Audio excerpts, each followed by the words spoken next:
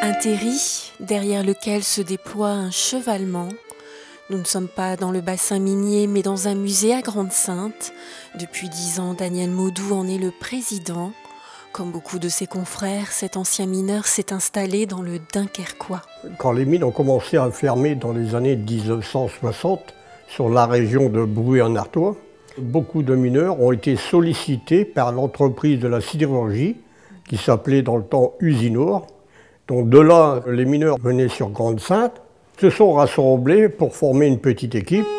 Nostalgiques de ces années de fond, les anciens mineurs vont créer un musée de la mine en 1974. Galibo a 14 ans, puis électromécanicien. Son président s'inscrit dans une longue lignée de gueules noires. Nos parents, nos grands-parents étaient mineurs, mes oncles ont été mineurs. Je suis le dernier de la famille à être mineur. J'ai quitté les mines en 1974. J'ai toujours travaillé au 5 de Salomine. J'ai descendu à plusieurs étages, 483 mètres, 600 mètres, 900 mètres. Sa maison dans la cité 5 de Salomine, Daniel l'a reconstituée, ainsi que celle de sa femme originaire de Lens. Aujourd'hui, tous les souvenirs de ces années occupent leur maison à Fort-Mardic, à travers des objets et des maquettes confectionnées par l'ancien mineur. Certaines ont même trouvé leur place au sein de ce musée. Là, le chevalement que vous voyez là en maquette est quand même composé de 29 624 allumettes. C'est tout un montage en allumettes. Grâce au musée, l'ancien mineur reprend du service et change le cours de sa carrière. C'est le réel du fond de la mine. On commence à voir les galeries.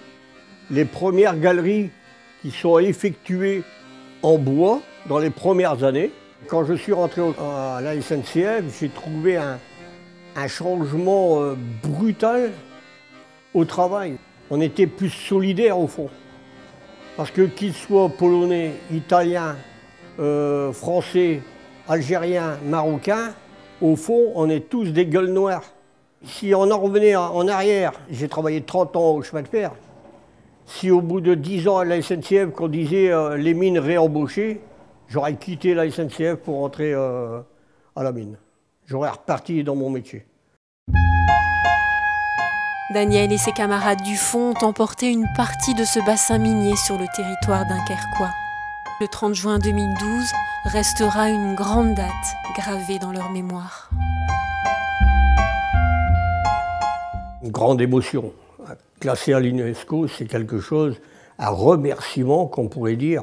Remerciement à tous ces hommes, ces femmes, qu'il faut penser que les femmes ont travaillé au fond de la mine, les enfants qui ont travaillé, et à tous ceux qui ne sont plus, qui sont décédés après la triste maladie de la silicose, les accidents du fond, les explosions. C'est une reconnaissance qui est très grande à nous, qui sommes encore là, et de pouvoir continuer à faire vivre ce que c'était notre métier, surtout présenter notre métier aux jeunes.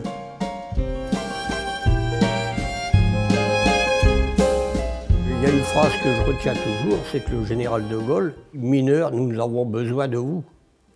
Donc c'est bien les mineurs qui ont fait remonter la France, disons. Donc le patrimoine ne sera pas démantelé comme ils ont démantelé tant de terris.